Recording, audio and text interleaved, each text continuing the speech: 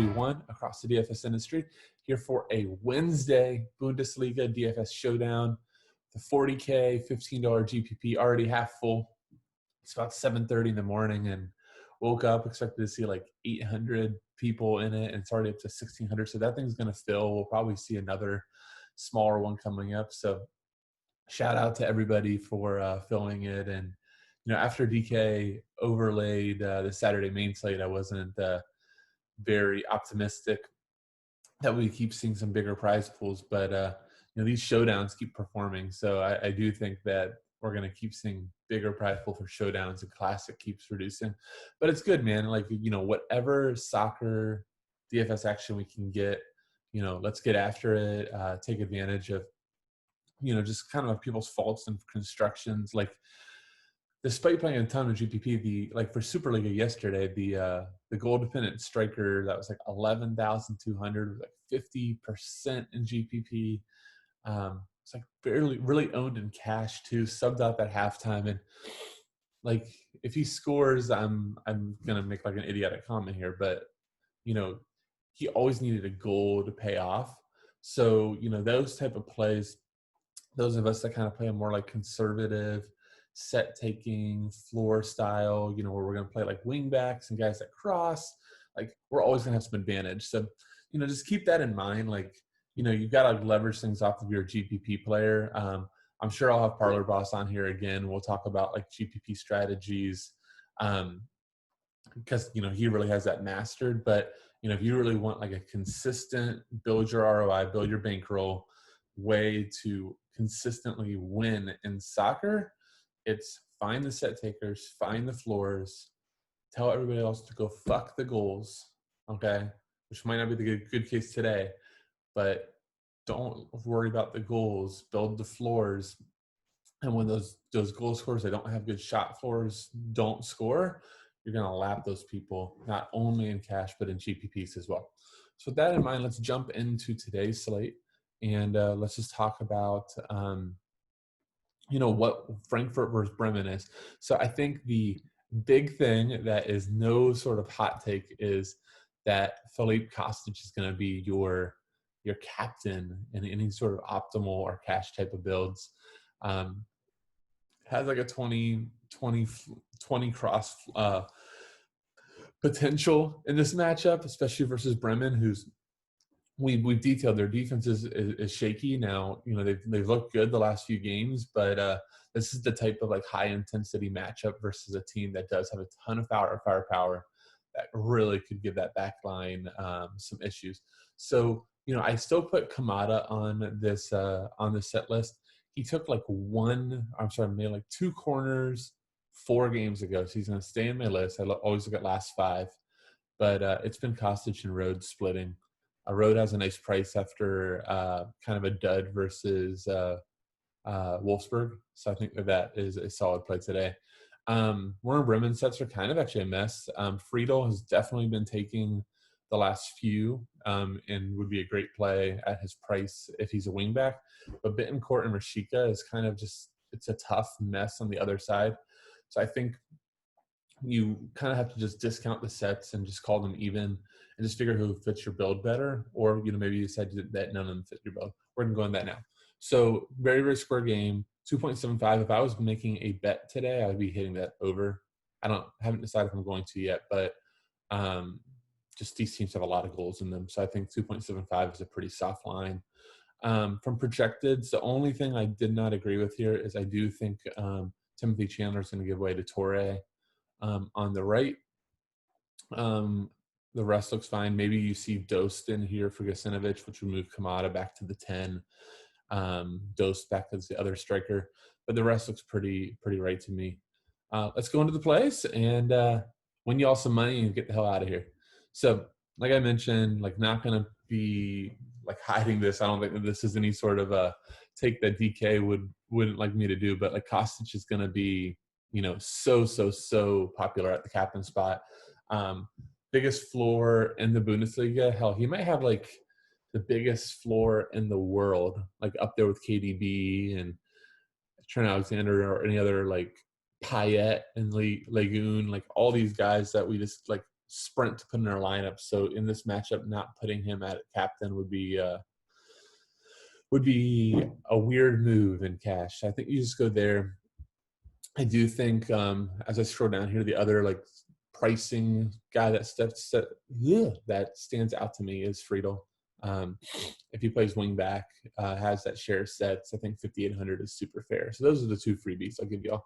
Now from here, I think it's just really all going to be how you really see the game. So Rashika and Bittencourt are both expensive, but if you think it's square like the bookies do, then you probably get one of those two guys. Both have really solid floors. They both have goal scoring up that side as well as shots, and play wide. So, there's not much else we want to do. I did see Bittencourt kind of fell into the hole, like in like a 10 roll last game, but then he scored before getting hurt.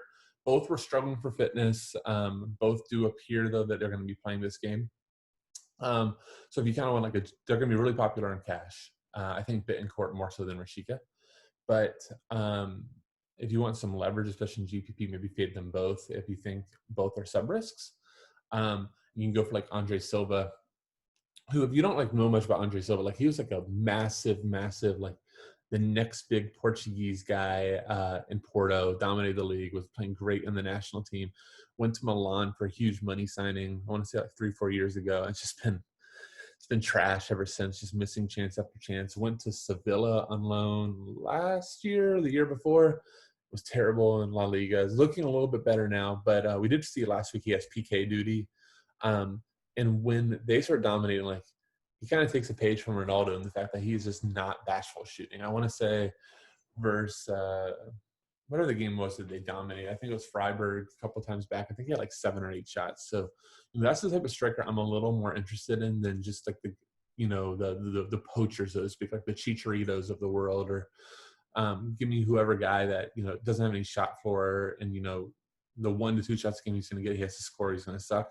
That's not Silva just because of the shots. Now that is probably Bastos, his teammate, who I'm 8K I guess is fine for GPP, but I don't think I would be rushing to him. So Kamada is interesting. Kamada loves to shoot too. It was even nicer when Kamada got some sets. I think if for some reason you don't see Road in, you can possibly think that Kamada is going to split sides with Kosic. Just know his open play crossing isn't anything. You're really kind of going for goals or assists, but a really nice player. We saw his ceiling a couple of games ago. I think I mentioned this a couple slates ago, but he does have that Europa game. He scored 3 goals, so the upside is there. I really would love to see Torre in from a floor perspective. So has 19 crosses in the last 3 games that he started, including 7 crosses versus Bayern. Really attacking type of wingback for them. And, I do think, from a game flow perspective, I do expect that Frankfurt controls a lot more possession than Werder Bremen. I just think their style and kind of their high pressure type of style is going to put Werder Bremen more on the counter. I still think there's value in Werder Bremen, but I do think if you're just looking for the team that could explode on this slate, it's Frankfurt. Go down Davy Klaassen, no chance. That means he's going to be in a GPP line. You can obviously go goalies. Goalies are always that boom bust. I would personally choose Pavlenka here versus Trapp and more builds. I think, if you're going to go that route and play a ton of GPPs, you need to have them both. But Pavlenka could see just a ton of shots if it goes that way. And he's been in great form the last few. So I don't hate that. God, Henneregger is going to kill me today. He's up to 10 goals this season from his center back position. It's goal or bust, guys. If you do it, I'm not the type that plays center backs in optimal builds. Maybe if I'm making 5-10 lines, he makes 1 or 2, just on the off chance, just the goal equity is there. But it's just not. That's not a conducive floor style. He's not in a position over and over again to succeed playing in the back. I guess when he's a back 3, it's a little bit higher, but I just don't see it. For some reason, if Augustinsson started over Friedel, I would imagine that he would jump on some corners in a similar way that Friedel is doing. He has that upside and that ability back to his Swedish national days. And at 5,800, I think that's more than fine.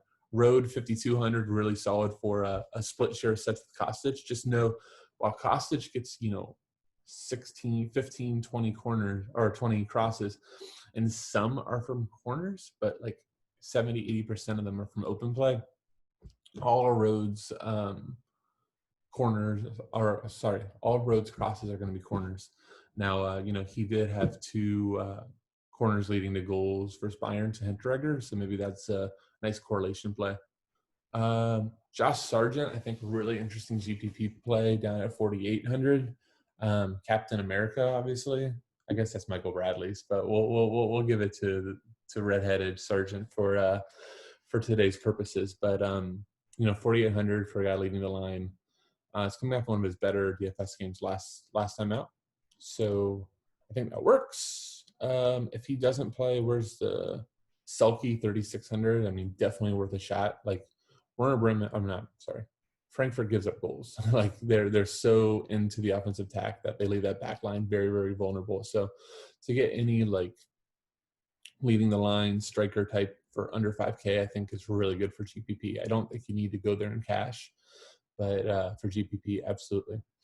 And I think that kind of just rounds it off. So, I think that I was a little bit forward with kind of my ideas on construction. Despite there being goals this game, I still am likely to show up in the cash lobbies with a pretty floor heavy lineup.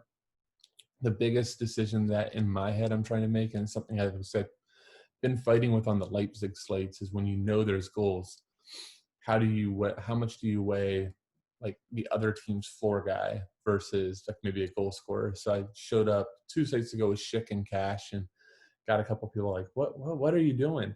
And it was just because I didn't value, I'm trying to think of who it was. I can't think of the team, but I didn't value their floors as much as I valued Schick's upside.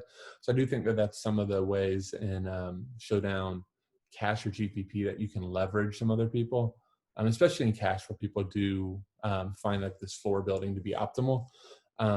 Sometimes maybe you want to do a little bit of zigging on that too. Hope this helps. Hope you all do great today. Let's fill that GPP. If they make another one, let's fill it again.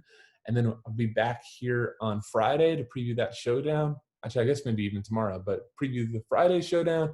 We're going to jump into a really, really awesome Saturday main slate. I'm excited to talk about that. And until then, good luck, everybody, and take care.